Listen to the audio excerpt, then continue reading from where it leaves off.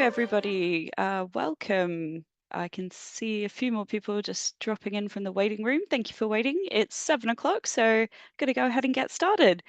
Hi, my name's Rebecca. I'm a member of the committee for the Scottish Society of Northern Studies, and it's my pleasure this evening to welcome you to what is sure to be a fascinating seminar. Before I introduce tonight's speaker, I just need to mention a couple of things. Tonight's presentation has been recorded in advance by our speaker to avoid any problems with Wi-Fi or noise, and is expected to last around 50 minutes. During the seminar, keep your microphones and cameras off. Not that that option should be available, but yes, and if you have any questions about tonight's topic, just write them down in the chat. And I will be able to read those to our speaker at the end of the presentation, as they will join us live for a Q&A. With that said, I will introduce them. So Neil McGuigan will be speaking tonight. Neil has authored a monograph on the life, times and legacy of the Scottish monarch Mael Colum III, which won the 2023 Frank Watson Book Prize. He's also edited a volume on the millennium of the Battle of Carham, and written numerous contributions for journals and collections. He has a PhD from the University of St Andrews, where he currently lectures on behalf of the evening degree program. Additionally, he's an associate staff member at the University of Dundee as well. Tonight, he'll be discussing the Scoto Orcadian relations in the 12th century. So without further ado, I'm going to go ahead and share my screen, and let me know in the chat if there's any problems that you have with sound and visuals. Hi, Neil. Yes, we'll get started now. Thank you.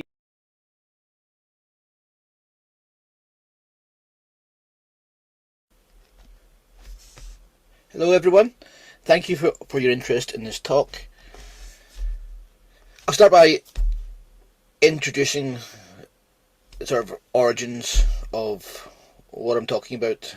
Back in 2022 we had the 800th anniversary of the death of Adam, Bishop of Caithness. The bishop was killed by the natives of Caithness in the course of a dispute about the ecclesiastical taxation of butter.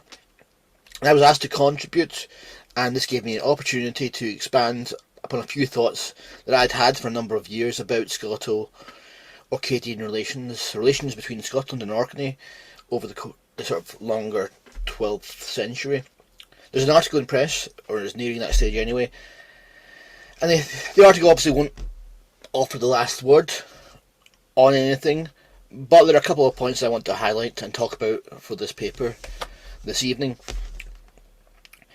In the broadest terms, firstly, I think there's been a serious mischaracterisation of Scoto-Orcadian relations in the historiography, in some of the historiography. And secondly, and relatedly, I think that the 1140s were much more important than we've tended to think.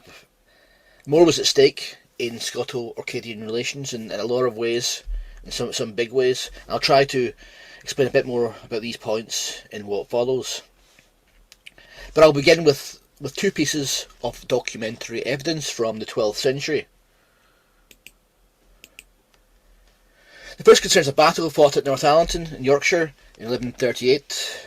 The encounter is one in which a tightly organised group of Anglo-Norman knights managed to repulse a numerically superior force that had been sent against them by David I, King of the Scots of the time. This is the so-called Battle of the Standard. It's an encounter that's documented in numerous near-contemporary sources, among them a dedicated tract by the famous English Cistercian abbot, Aelred of Rievaulx, himself a former associate of the Scottish court. For us, the interesting bit is that when Aelred is describing David's vast army, he notes the participation of a large number of Hebridean Islanders and of Orcadians. Included the terminology in the slide. Now, seemingly David I was able to at least summon a sizable contingent from the lands of the Earldom of Orkney to participate in a military expedition in the inland region of northern England. Now, it happens that David's first authority beyond the River Oiko around 1140 is attested independently in diplomatic evidence. What I'm talking about here is a breve, or breve is the sort of Skinglish, the Scots English term for what in England would call called a writ, an order from a potentate. This is issued by the Scottish king in the 1140s, commanding the comites, the what here would probably be translated as earls of Orkney and Caithness, to protect the monarchy, the monks dwelling at Dornoch, quote, in Caithness, Dornoch in what is now Sutherland. A document preserved in the cartulary of Dunfermline Abbey, and it names a certain Rain Wildus as one of the intended recipients. This figure in question must be the figure we know as Ronald Cally Coulson, with, and the other comma is his co-earl, the young Harold, son of Madeth. The verbs mandra and precepere, both to command, order, they at least suggest that David's relations with the earls was that of an overlord, at least in the territory around Dornoch. Now, as documents produced in the original form in the 1140s and 1150s, these are two of the earliest. These could be two of the earliest contemporary windows on Scoto-Orcadian relations.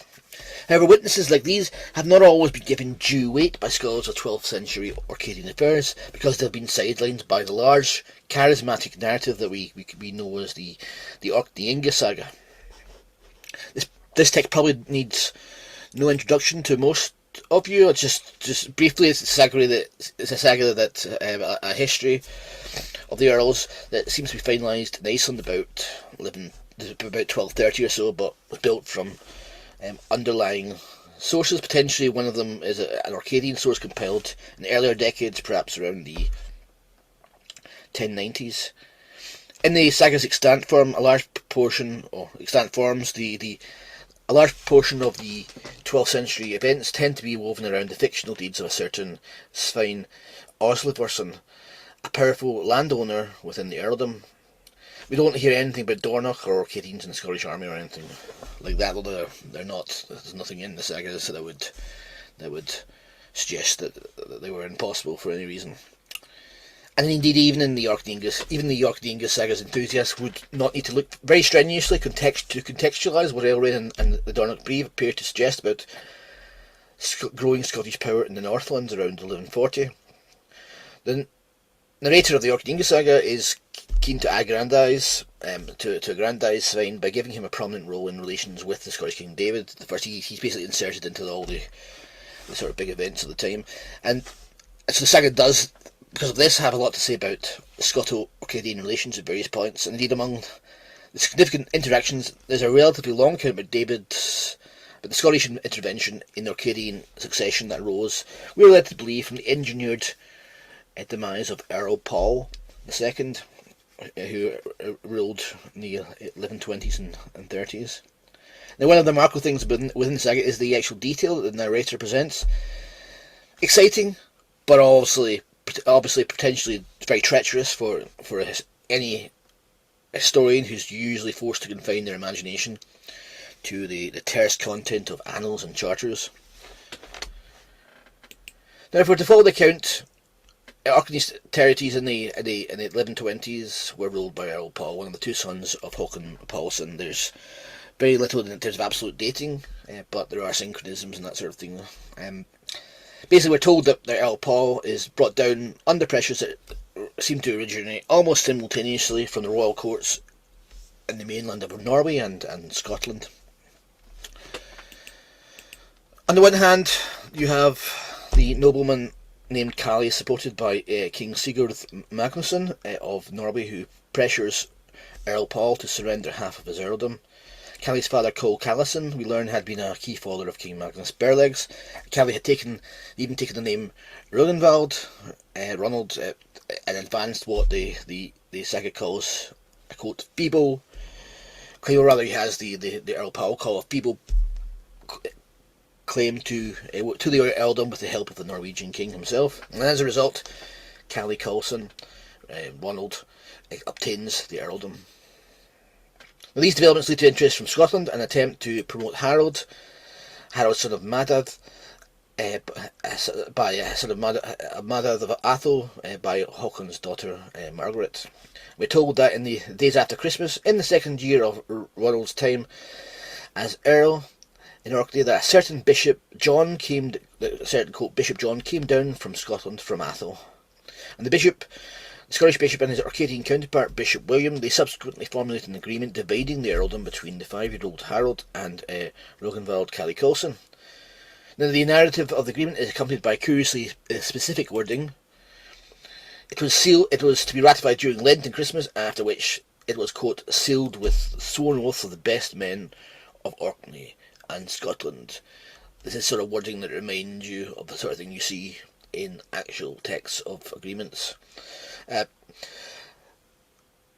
you don't want to push that too far. Harold ruled as Earl in Orkney and Caithness from about 1140 or so until the first decade of the 13th century. He was initially sharing power with Rognvald, but then he ruled alone.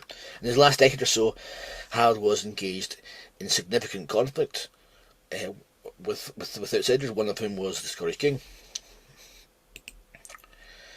Conflict with the Scottish king has encouraged a tendency in some of the historiography, traditionally anyway, to understand the contexts as an ethnic or ideological struggle between maybe Scots and Norse, or between Viking ideology and feudalism, the expansionary kings and conservative earls upholding the sort of Viking ways. Now, ironically, Harold actually has more documented conflict with the kings of Norway. Just before the Trouble of 1196, Harold, for instance, was strongly linked to a rebellion against King Sverre Sigurdsson, on behalf of Sigurd Magnusson, and so one cannot take one event as enough to characterise Harold as some inveterate opponent, even of an individual Scottish king like William, grandson of David I, let alone the Scottish crown generally. Now, Harold has often been depicted romantically as a sort of last of the old Viking dynasty, heading the last bastion of the Viking ideal, heroically upholding the ancient ideals against the inevitable encroachment of the Scottish and hence, in a longer term form, the British feudalised state. But what actually happens is far more interesting. Harold and Ronald actually, they mark the end of the old dynasty. They are supplanters of the old dynasty. They're not. This is basically the age of the English Civil War and the Empress Matilda. The Norwegian, in this year, the Norwegian and Scottish candidates are both candidates who rely on inherited claims from their mother, despite the availability of native Orcadians from the established male line of the dynasty. This sort of thing happens when there's a gap between the power of office holders and the actual background political power and changes that have happened, such as the growth of the Scottish and Norwegian kingship. Now, the old dynasty here ousted by incomers from Scotland and Norway, albeit incomers who nonetheless repurpose the Orcadian tradition and even venerate members of the old dynasty, their relatives, as saints. Modern developments in the historiography have also raised challenges to some of the old ways of thinking about this sort of thing. So far from being opponents of Scottish or even Norwegian royal power, strong earls like Harold, as imagined in 20th century historiography, these figures were actually a feature of royal expansionism. They're not necessarily a symptom of its unpopularity or a feature of resistance to it. Strong local rulers were necessary to project royal authority, and kings simply couldn't operate in outlying regions without them.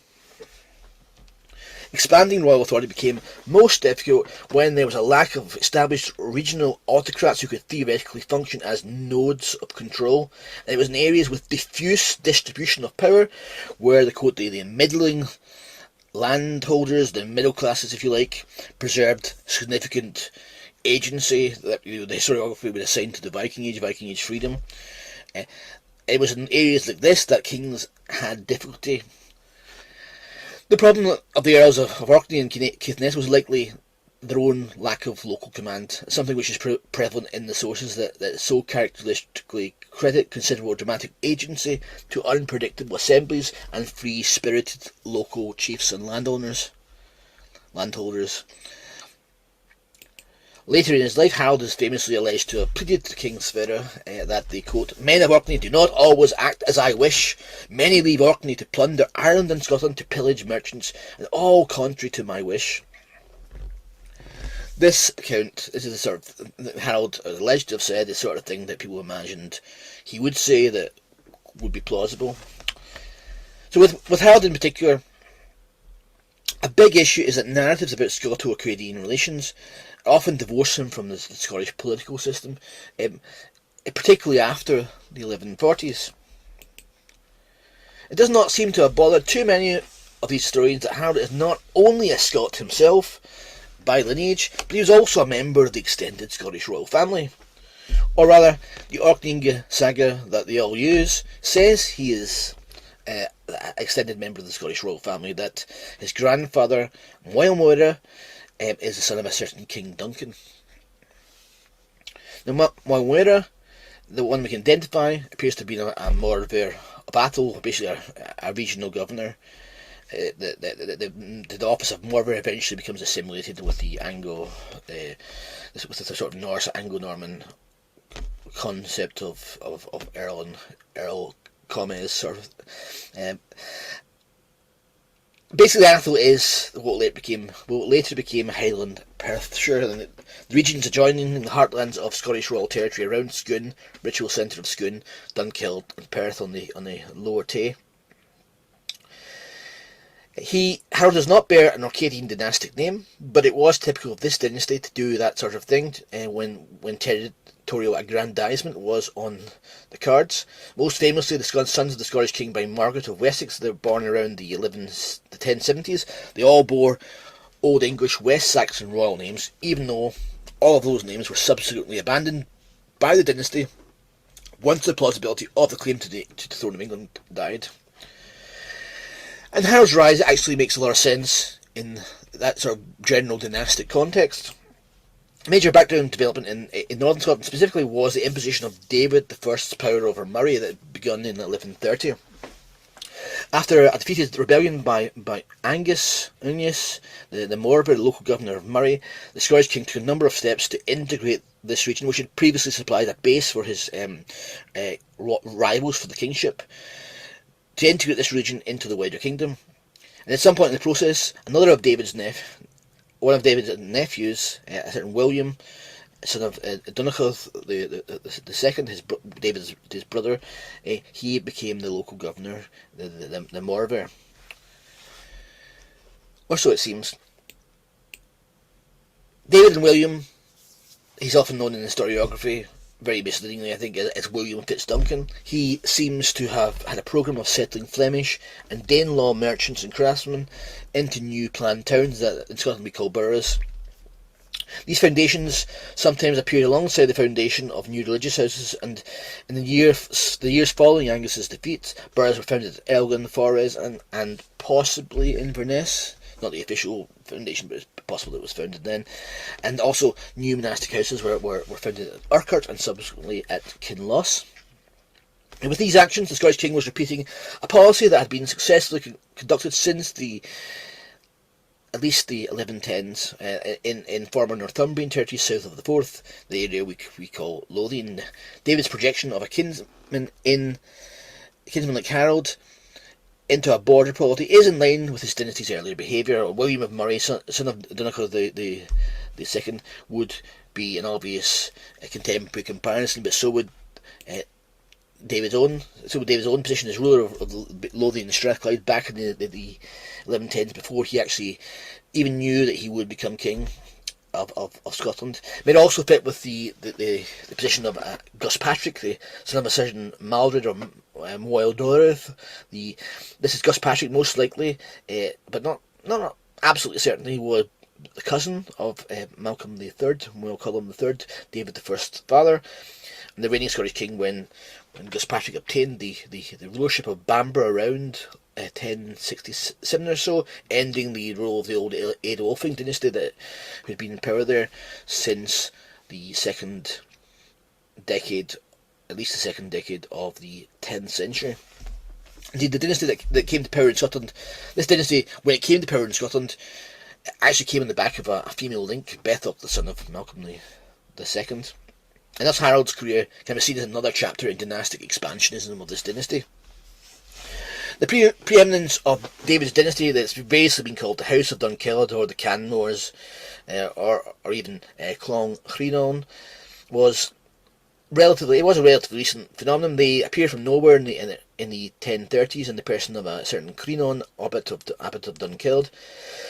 Crinon's grandson Malcolm the Third has a long successful reign, forging a dynastic alliance with the remaining members of the old English royal family, and also subsequently with their Norman conquerors. And David, his youngest son, is given an earldom in the Midlands prior to his time as king, in addition to this principality in sort of Lothian Strathclyde region, and he rules over this before he becomes king of Scotland in 1124. These acquisitions that David they meant that David was now far more powerful than any of his predecessors. Further expansion actually followed. On the death of Henry the First of England, who was David's patron and brother-in-law, basically the Anglo-Norman political system fractured into civil conflict. I referred to this before, the anarchy, as it's known. And David used the civil war in England to stage multiple invasions, not only on behalf of his niece, the Empress Matilda, but also to press the claims of his son to the defunct earldom of Northumbria. Despite some setbacks, by the 1140s, David exercised various types of lordship as far south as Lancashire. The historian Richard Orme has shown how close David in this period actually came to securing control of the bishopric of Durham and also the archbishopric of York for his own clients, and to being a ruler of a so-called double Scoto-Northumbrian realm. At his height in the 1140s, he represents the acme. No other medieval Scottish king ruled as widely as David I did in the 1140s. And thus, the ruler who persuaded the Orcadians to accept Harold as Earl, who probably persuaded the Orcadians to accept Harold as Earl around 1140, he wasn't an ordinary Scottish king in terms of power. This also makes, in light of David's, in light of the later collapse of David's dominion, this makes the era particularly important to understand in its own terms. The appearance of Orcadian in the Scottish army is not something that a historian would necessarily expect in other decades, but in the 1130s, late 1130s and early 1140s, it does make sense because it represents a peculiar phase of Scottish royal power in the north, especially. This is also the same. This is the same period we see Harold in Orkney, but it's also the period where we see a new Scottish bishop in the north, in the form of Bishop Andrew, the first known bishop of Caithness. Now, it used to be thought that the See of Caithness was based at Hawkirk at this stage, but it recently showed by Richard Orme again that it's probably not. It's probably always been at Dornoch, and Dornoch has probably always been the site of the bishop. We're told in another source that Dornoch was actually the site of a community of Kelly J. These are the Chaldees. These aren't, as people often think, just representatives of the ancient Celtic church or anything like that. It's actually they're actually the outcome of a series of ecclesiastical changes in the late 9th and 10th centuries, and even the 11th century. The Kelly J. vassals of God. These are basically monks with priestly powers associated with they're usually settled in episcopal centres in Scotland's major churches. They're associated particularly with pastoral care that bishops would have been responsible for. Andrew is sometimes presented as merely an absentee bishop in this year. This is something that is common in historiography. There's really no basis for it. The evidence cited is usually that he appears a bit too often in Scottish charters for someone who was responsible for the province of Caithness, but this shows almost no knowledge of how bishops actually function in Western Europe. It's almost always standard practice for bishops to split their time between local responsibilities and duties to the ruler. In Caithness, we don't actually have any sources that would document we've always no sources that would document any activity he had there, and actually Andrew isn't particularly active as a charter witness compared with other bishops. And also, Caithness is not the other side of the planet. from Tayside. Dornoch can actually be reached from Tayside in about a week of travel. So, for what it's worth, we know that for a papal letter, that Bishop Andrew and Earl Harold had a penny tax project that both were engaged in their diocese that Andrew's predecessor subsequently abolished. So this seems to confirm that both the bishop and the earl working together and present, are very much present in the diocese, as you would naturally expect anyway. We know a few things about Andrew from, quote, Scottish sources, or sources from Britain more generally. We know he was a monk of Dunfermline, and he's described as a Scotist, a native Scot, by a historical tract known as De Situ Albaniae. Random records about distribution of his property after his death we tell us that he owned a toft in Forfar in Angus, and he controlled the Holy Trinity Church of Dunkeld, or what's known as, I think it's later Little Dunkeld. And he also had ecclesiastical properties in Gowrie and Angus. His family are quite well documented, and I suggested that Andrew may have been part of the Atholl branch of the Scottish royal family. And Andrew may also be the model for, he probably is, I think, the model for Bishop John, who appears in the Orcadian saga, sent by David to arrange Harold's succession. And I think that then he's got the author's got his name confused with his successor. Anyway, Andrew and John certainly appear to represent the same programme of Scottish expansionism. Now, from what I've said, David I may have sought to incorporate the whole of his kingdom, the whole of the north into his kingdom.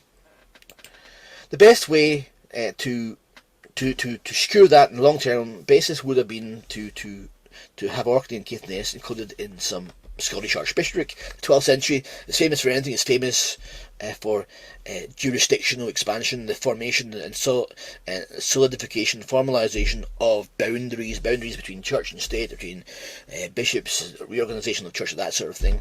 So this is the time when it's all happening. So even if in many cases when a potentate's power isn't particularly effective initially, they secure some archbishopric for their area, and that becomes the basis of long-term sovereignty for the monarchy. So even if a Scottish power in the Orkney and Caithness wasn't initially effective, it would have become the recognised basis for internationally recognised sovereignty. That would be there, and thus you would have a sort of continual pretext to intervene as a sovereign. Now, the possibility of such an archbishopric became possible in David's reign, and the papacy had been actively thinking about Scotland and Ireland in the 1040s, owing in part to David's friend and confidant Malachy of Armagh. The papacy eventually decided to create 4 archbishoprics for Ireland, 4 of them, and according to John of Salisbury, Papal Legate, who visited Ireland as part of this process, had promised David of Scotland that he would try to persuade the Pope to make an archdiocese for St Andrews that included Orkney and also the Hebrides. And this seems to make it clear that David's ambitions for Scottish expansion, for his own Scottish expansion, perhaps the wrong term, but his own dynastic expansion generally, it wouldn't necessarily mean expansion of Scotland as a political unit, but certainly the expansion of his power as an overlord. Those plans weren't confined to Caithness, and actually had included the Northern Isles, Orkney and Shetland. Now this didn't work out. Not only did the Pope reject David's goal to rub salt into the wound, he actually added Orkney along with the Hebrides to a new archdiocese at Nidaros, Trondheim. And so the papacy effectively enshrined Norwegian sovereignty over these islands into the administrative fabric of Christendom. Interestingly, however, he didn't include Caithness, the Norse-speaking part of the mainland that was part of the same political community, had the same rulers as Orkney. And perhaps this was because the bishop was a Scot, or perhaps it was this concession to the Scottish kings, who he had just to whom he had just delivered a serious reverse. I suspect, however, that the real reason at this time was that the Archbishops of York were still pressing for the allegiance of all the sees of northern Britain. Orkney had floated between allegiance to York and Hamburg, Bremen, and subsequently Lund, and assigning Orkney to Nidaros was actually a blow to not necessarily a significant blow, but a blow nonetheless to the English Church. It might have been perceived as too much to strip York of mainland territory, especially as if an alternative bishop for that area had recently been established.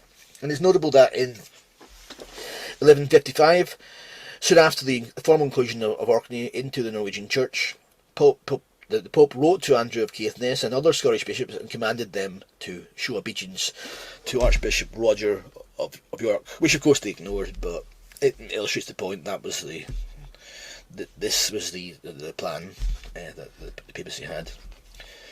Now, the sudden appearance of new ecclesiastical order is another reason that the 1140s were so important. If things had went a bit differently, perhaps Orkney would not have become Scandinavian in quite the same way that it did, in quite the same unambiguous way that it did. Now, we tend to think of Scoto-Orcadian relations through the mindset of historical writing from in around the 13th century. This is what we might call this part of what we might call the matter of Norway. I like to call it the matter of Norway in analogy with other similar literary projects, pseudo-historical projects that are going on at this time. A big part of this provides big part of the matter of Norway is the traditional chronological architecture. It's provided the traditional chronological architecture for understanding the origins of the Norwegian political history in the Viking Age. And essentially, the idea is that the Viking Age Norwegian political system is created by a legendary king called Harald Fairhair or Harald Finehair. Orkney is part of this. The Ork is made part of this. The Orcadian saga presents a succession of roles that it traces back to male line contemporaries of this King Harald. Rognvald, the Earl of Murra, and his brother Sigurd. The two brothers were told received the rights over Orkney and Shetland from the king, and in this picture, with Harald as the founder of the Norwegian political system, the narrative establishes the islands as an integral part of the Kingdom of Norway and the Norwegian political system from its very inception. And so, in this respect, the Orkney saga mirrors almost contemporary Historia Norwegia. That now, although the latter, the Historia imagines Orkney and Shetland they formed, they imagine that these had formed part of a larger subordinate realm that also included the Hebrides, but it's the overall point is the same. And this overall realm had been inhabited previously by a group that it refers to as the Petty and Pape, the Pets and Paps. In both Orkney saga and Historia, the power of the ruling dynasty in Orkney is extended to the lordship in Caithness and elsewhere in northern Britain, but they do it in an interesting way. The Orkney saga is always very careful to outline how that Orcadian earls who held power in Caithness held power because of a grant of a Scottish king or because of conquest. The history of Norwegia, the Historia also lists Caithness alongside Northumbria and the cities of Ireland as part of a wider inshore dominion, but it also imagines that the province of Caithness had been taken from Scotland. And these pseudo-historical traditions, they thus offer a, quote, deep historical explanation for what from the mid-12th century is an agreed feature of Scoto-Norwegian relations, that there is a division of underlying sovereignty between the Scottish and Norwegian kings that's based around the Pentland Firth, that a division that in practice actually cut through a pre-existing political community or Norse political community that had been subservient to a group of earls who we know as the Earls of Orkney. Now, we probably know enough from contemporary sources of the Viking Age just generally to know that this is a misleading picture, a back projection from the 12th century. We can only speak certain about Orkney as a fixed component of the Kingdom of Norway from the 1150s. All the historical writing that places Orkney within the Norwegian historical orbit is critiqued significantly after this potential revolutionary event. And again, if we turn to Adam of Bremen, our best contemporary guide for the 11th century, Orkney had received English and Scottish bishops prior to the mid-11th century, and despite an interlude of supervision from Adalbert, the Archbishop of Hamburg, metropolitan at that time for Scandinavia, York continued to consecrate bishops for Orkney into the 12th century. And York's privilege may be why Orkney does not appear among the Norwegian seas in the so-called Florence list and the enumeration of Scandinavian seas subject to Lund that had drawn up in the first decades of the century. It seems that the Orcadian arrangement with York was more or less accepted, but did become problematic from the 1120s or so. So rather than being some long-standing inevitability, the emergence of the Pentland Firth as a boundary between two political systems may have actually been the outcome of quite rapid political developments in the years around 1150. So, for instance, if David had succeeded in his efforts with the papacy, if, for instance, Malachy had lived longer, if, for instance, the Norwegian king had not been so assertive around 1150, Orkney and Caithness might not have become separated, and Orkney may have become Scottish, or at least, quote, British, in the way that Caithness was. And if we did not have that, Orkney may not have been quite as important in the imaginary past of Viking Orkney, as it would become in the imagination of Icelanders in the later 12th and 13th century, and thus among modern historians. What could we have had instead? Well, perhaps some Scottish fake history instead, fake history for want of a better term. A difficulty we have, though, is that compared with Scandinavia, there are almost no sources from Gaelic Scotland, the place where someone like Bishop Andrew and Earl Harold originated. But we actually may have enough to get some sort of idea, and very briefly, there's much time to say a lot, but in Gaelic, the area north of the Ochil was referred to by the term cat, or sometimes ketch, and this is basically means cat people. This is some of the term that is used in the 12th century. This later becomes the name for Sutherland. Now, we do have a few sources that tell us about the cat. This was imagined as one of the 7 ancient kingdoms of Alapa, Scotland. There's a variety of learned material about this topic that dates from the 9th to the 13th centuries. And famously, the cat is described as being divided into two parts of Caithness, and a learned tract from the 12th century, again, the Situ Albaniae. The concept of cat as a historical unit almost certainly underlines the so-called Diocese of Caithness that appears the first time around 1140.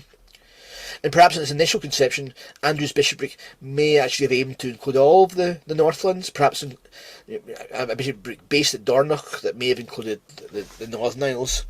Because from a Scottish perspective, after all, Orkney surely could have been regarded as an appendage of Cath in the same way that Caithness has come to be regarded in the Norwegian world as an appendage of Orkney. And here we should note that in contemporary Gaelic, the name for Shetland appears to have been rendered Ein Shakat, the Isles of the Cat folk, a term that appears to circulate in the 12th century, and whatever its etymology, there is work on that, whatever its actual ultimate etymology, would nonetheless in the 12th century have been understood as linking Shetland to Cat. But perhaps the things have gone differently in terms of patterns of source preservation. Orkney could be associated more with this sort of thing. But one of the interesting things is that the author of the tract of the Situ Albaniae talks about ancient Cat, describing the ancient kingdom of Cat. He cites as his source Bishop Andrew of Caithness, a Scot and a monk of Dunfermline. Dunfermline is the source, the very figure we're talking about.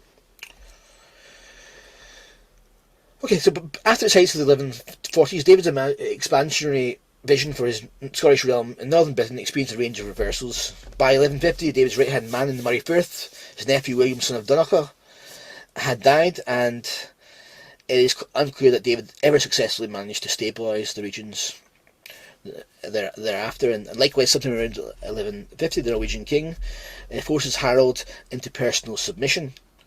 This seems to be followed by a direct action against David's core territory, with the Norwegian royal fleet raiding and burning the borough of Aberdeen around 1150. Finally, any immediate prospect of recovery appears to have disappeared with David's own passing in 1153, when we discover that a lot of the power had been based on his own personal authority. These developments deprived the Scottish royal dynasty of the personal authority that David himself had commanded, and exposed his successors, his grandsons, under the care of their mother, Ada de Warenne, to an insurrection. David I's successors attempted to restore these later in the century, the North, but they failed. They also struggled to one of the reasons they struggled to regain a foothold in the Moray Firth region was that by the 1170s there was a significant number of locals openly supporting the claims of a royal pretender, a certain Dovenel Bon, quote McWilliam, a descendant of David's nephew, William, son of Donogh the second. This is where we return to Harold. It's extremely unlikely that the saga was in error in describing Earl Harold as a kinsman of the Scottish kings, and by extension the kings of England, who were descended from Matilda, the daughter of Malcolm the Third. English bureaucratic records seem to confirm this when they describe Harold as a cousin of King John. John addresses Harold in a letter and describes him as his beloved cousin, Harold, Earl of Orkney. Asks him to come to England to speak with him. But there is a problem. The problem is basically that in the saga as we have it, the information as we have it from the Orcadian saga, Harold is presented as the son of Madad of Athol, the son of Moelmurra, the son of King Donogh the First. This is the father of Malcolm the Third. This would make him David's cousin. This would make so this would make him Madad, David's cousin, and this is quite a challenge chronologically. It's quite a challenge chronologically to accept that someone born in the 1030s had a grandson, Harold, that was alive in the early 13th century. But at the same time, we'd normally be confident that figures as prominent as those in Harold's genealogy would have accurate profiles. The names of the immediate progenitors of that ruling earl would surely have been public knowledge of high importance, and they don't normally misremember relatives that who are that closely related. Beyond the grandfather, great grandfather, yes, they're probably, but not usually at this level. The names and sequence of the genealogy are likely to be correct. The solution to this problem would have to be in how the genealogical information had been integrated into the saga's broader historical framework by the last one of the last authors, one of the last compilers. So it's sort of like assembling a piece of IKEA furniture without the instructions and making the pieces, putting some of the pieces bad, putting them together badly. Now, when thinking about this problem for my book on Malcolm the Third, a few years ago, I ended up suggesting that this saga's author simply stretched the genealogy with the likelihood that he had omitted names that would otherwise have connected Harold's pedigree convincingly all the way back to Donogh the First. However, since then I have come to think that a simpler explanation is possible and therefore more probable. And that is simply that the King Donogh in question has been misidentified. So that's to say that rather than Donogh the First, who died in 1040, being the father of Moelmurra, perhaps the latter's father was instead Donogh the Second, who died in 1094. Now, although this Donogh is mentioned separately by the saga, his reign was very short, and it would not have necessarily been difficult to confuse him with a namesake and predecessor, the illustrious father of the father of the illustrious Malcolm III. The saga is not immune for that sort of slip. For instance, misidentifying Malcolm the fourth father as David, rather than David is actually his grandfather. Now, the most obvious support for the theory is the prominent leaders with these names, Madad and Moelmurra of Athol, appear actually in sources from the second quarter of the 12th century. This would be sound for the sons and grandsons of Donogh the Second, but very implausible for Donogh the First. Now I've put their floriates on the slide. Additionally, Harold would have been so in this scenario, our picture of non-Scottish politics 12th century would change a little bit. If he were the son of King Donogh the Second, and Moelmurra of Athol would be the brother of William, nephew of William, nephew of David, and he's the man who ruled Scotland in the early 1140s when Harold comes about. So initially, this would have made Harold an even closer kinsmen of the McWilliams, who from the late 1170s held control over much of the north of the country. And this scenario would make it even easier to understand why the Orcadian saga appears to be, in the words of Alistair Ross, the late Alistair Ross, quote, the only medieval source that is actually pro-McWilliam. Even more interesting is that one of Harold's few appearances in Scottish sources as a young man, he appears alongside Ness, son of William, at Edinburgh. Ness's death, this is Ness, later we know as Ness of Lookers. Ness's death and the Scottish king's plans for Ness's inheritance may have been linked to the McWilliam rebellion that took place soon after. The link between Harold and the McWilliams is potentially crucial because there are no signs that relations between the Scottish king and the Earl Harold were hostile until after the McWilliam bids for the throne began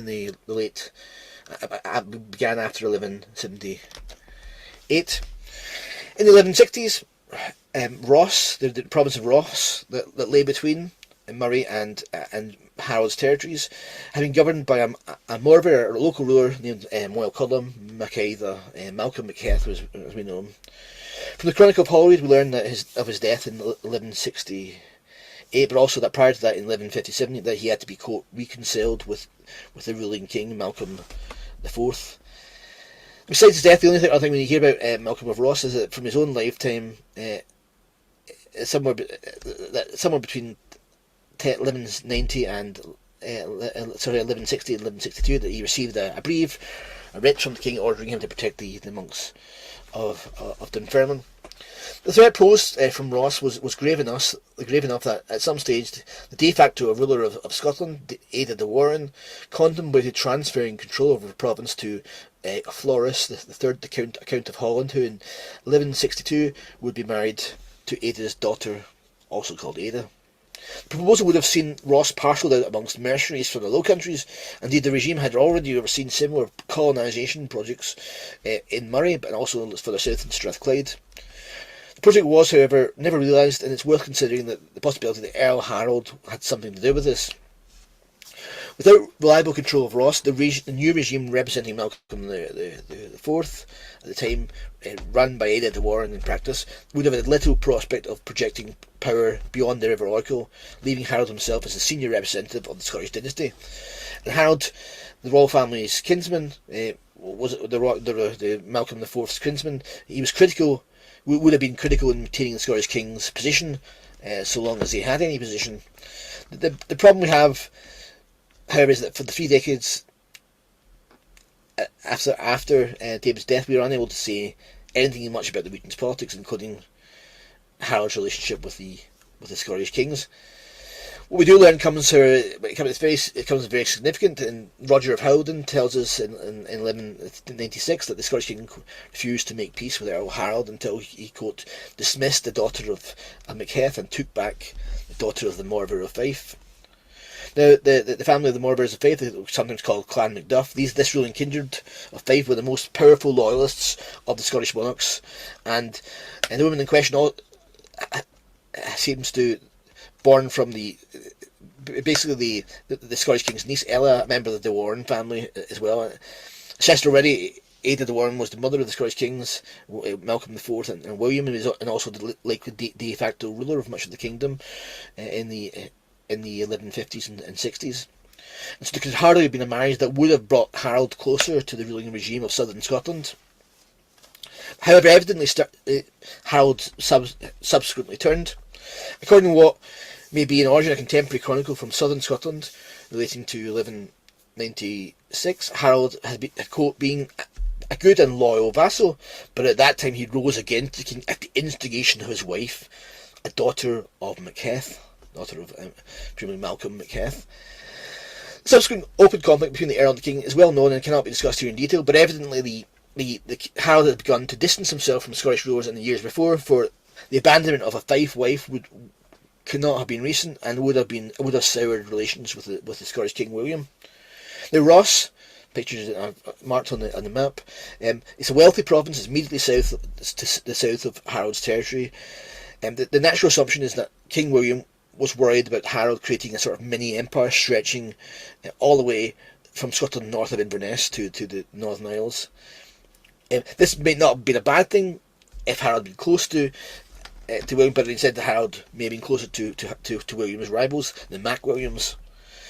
What we do seem to know is that the Harold abandoned the daughter of the murderer of Faith for a daughter of the murderer of Ross, and this suggests that he turned.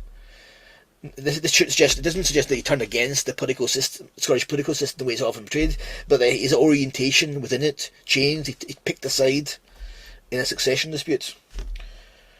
Now we can reasonably assume that Harold saw an opportunity to rule Ross, at least until the majority of a son, and then certainly by 1200 there were other examples of provincial morvarships passing outside the dynasty of the native dynasties of the rulers through the female line. So Buchan is the most obvious example, but of course, as you'll realise, such a transition had to be the basis of Harold's own career in Orkney. There would have been an opportunity for Harold to stretch his territory as far south of Inverness into the heartlands of the McWilliams. Whether this was a move of magnet aggression or dynastic entitlement, it is best understood as in terms of the wider fallout caused by the rise and continued erosion of royal authority north of the Mount, north of the Grampians, from the challenge posed by the McWilliams, who were also Harold's kinsmen. As segmentation of the royal kin and civil war split the Scottish political system, Harold's hostility to the ruling Scottish monarch, King William, was common among the Scots of the north by the 1190s, by the time Harold's hostility to the king is documented. And so despite the distance created between Orkney and the Scottish kingdom by 13th century sagas and modern historiography, Harold's participation in the conflict against King William of Scotland may be best explained not by his role as an outsider to the Scottish kingdom, let alone any kind of Norse nationalist, but rather by his very membership of the Scottish royal family, or at least by his high status as a Scottish magnate. Okay, I will end it there. Thank you very much for listening. Thank you so much for the recording there, Neil. That was a fascinating talk. I just want to, yeah, remind everybody Neil is available. He is here live with us. If you have any questions, please feel free to pop them into the chat. I certainly thought that was gripping, and I'm amazed at how you're able to keep all these names and family lines in your head. Neatly. So well done on that. My first question, just to get us going, I thought it was really interesting listening to the problems that you come across working with sagas, the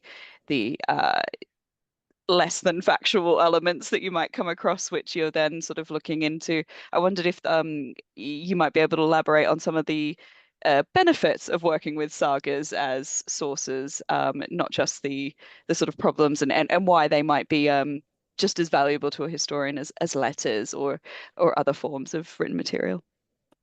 Yeah, apologies to saga lovers if I've appeared to be giving sagas a hard time. I mean, obviously they're great sources. If you're interested in social history, the things that sagas aren't necessarily great for are getting names right and getting historical detail right. But the generalities of life, of political norms of feuds and political conflict and that sort of thing, they'll be spot on for that, at least for 13th and 14th century Iceland. Great sources for that. So I mean, so if you want to work in 14th century Iceland, I mean, sagas are fantastic. If you want to rely on the view uh, of the sort of British Irish past from 14th century Ireland as the main source for the history of Britain and Ireland in the 10th century, that's when you get the sort of problem. That's when, but it doesn't mean I think that the sagas are bad. And obviously, I mean, as listeners will have picked up, I do actually use the saga, and so it's always one of the sort of minor uh, points of sort of a low level hypocrisy. You're like you're criticizing the parts of the saga. It may appear to skeptics that you're criticizing only parts that are inconvenient and you don't like, while using other parts. I think my methodology is more sophisticated than that, but I mean I appreciate why that it may seem like that in some cases as well. Oh, not at all. I thought that was really interesting to weave in, yeah, where where history and myth sort of combine to create what we're able to discuss today.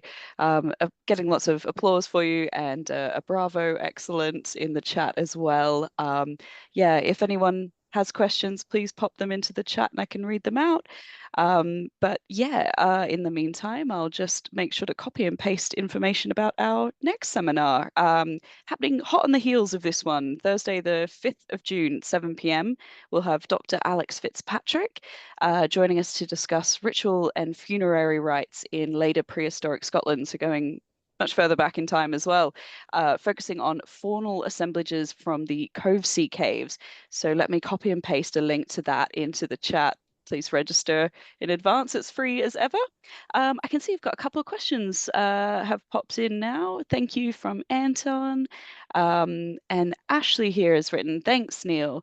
Your description of the earldom of Orkney as a product of increasingly assertive kingship is very interesting. I'm struck by the comparisons with the emergence of the English kingship in the 10th century with the appointment of outsiders from Wessex, etc., as ealdormen in Mercia, East Anglia. Did David do something similar, or did he rely on existing local families? Great question. Thank you. Yeah, I mean, yeah, it is a great question. I mean, obviously, there are striking parallels between David's administrative career and 10th century England. I mean, the most obvious one is that the Shire system created in 10th century England is extended to parts of Scotland by in David's reign.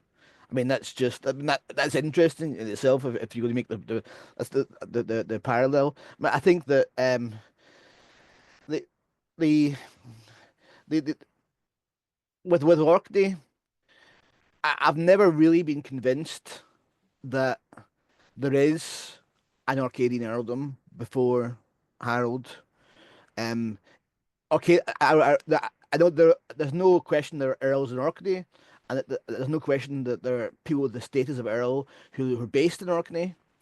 But um, I tend to my suspicion tends to be that there's a larger sort of political community of Norse people in the sort of greater Irish Sea region. Yeah, well, the focal point is Dublin rather than mainland Scandinavia for a large period of time, um, with sort of polycephalous, where there's lots of different heads, and it's really the 12th century you start to get the familiar centres of rule, such as the Earldom of Orkney or the Kingdom of Man that you see from the time of Olaf in the 1120s, where you similarly get the creation of a diocese um, uh, uh, that corresponds with the kingship, and also ends up being anachronistic quite quickly because of the rise of the children of Somerled.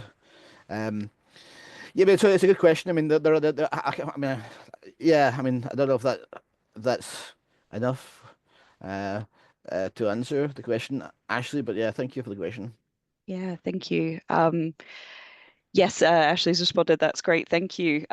Yes, I guess thanks again for spending your time this evening to answer questions and for sending in the recording. I guess to wrap up, I just wanted to sort of reiterate what how many amazing different threads you've managed to weave in there. A lot of questions, and I just wanted to wrap up by asking, where are you interested to see the study of Scoto-Orcadian history go next? What else do you think, out of all the many different threads you were alluding to, what questions remain for you to explore? Yeah, there's a big okay. So I'll give you something to think about then, something concrete.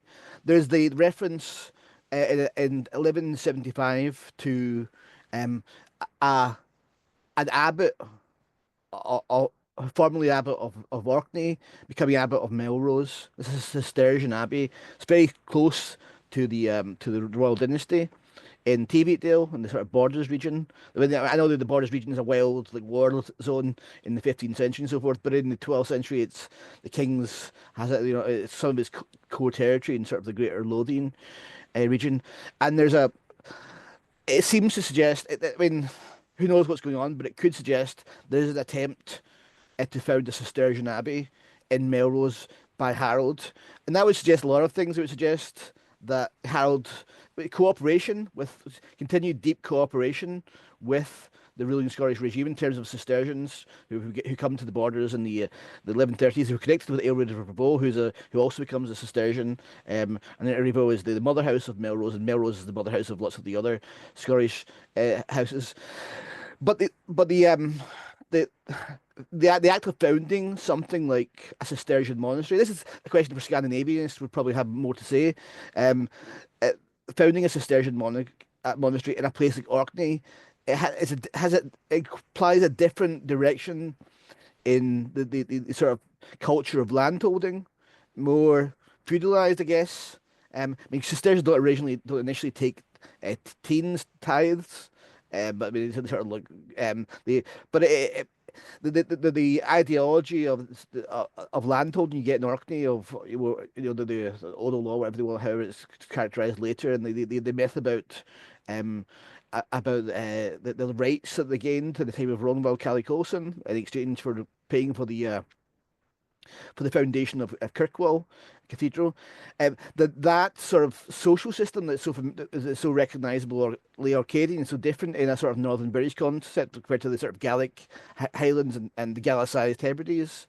That may not have taken place if whatever Harold was doing in the 11 before the 1170s had been more successful. If you had a Cistercian abbey, for instance, in Orkney, I mean, there may be, so that's something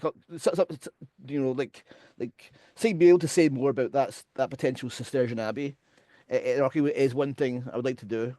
It could be just a misreading, or you could go back to the manuscript and there's a typo or something, but who knows? I hope not, because I liked that thread there. I took a screenshot going, oh, that sounds fascinating. Yeah, the borders itself is a fascinating region too. I'm getting lots of thanks for you from Charles has said, great paper, Neil. Thanks as always. Mary, thanks. And from Peter, thanks. So I feel like that's a good place to wrap up. Thank you. Yes, Peter Morgan has written really gripping, thought-provoking, and thought-expanding. I Thank concur. you. Thank you. So thank you so much, everybody, for joining us. I hope to see you very shortly on the next seminar. But and thanks again to our speaker, Neil. That was a wonderful Thank you. lecture. Pleasure. Have a great night, everybody. Take care.